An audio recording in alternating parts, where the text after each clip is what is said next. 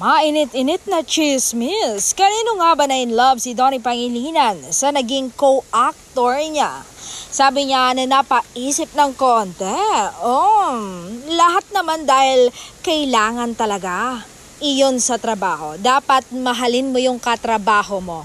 Pero yung malalim talaga na pagmamahal, yung romantic love, yung nilalaman talaga ng puso ko ay si Belle. 1 month pa lang nakatrabaho ko siya ay na-in-love na talaga ako sa kanyang personality. Nahubog na lang yung love ko sa kanya ay nung talagang nakilala ko na siya ng bonggang-bongga.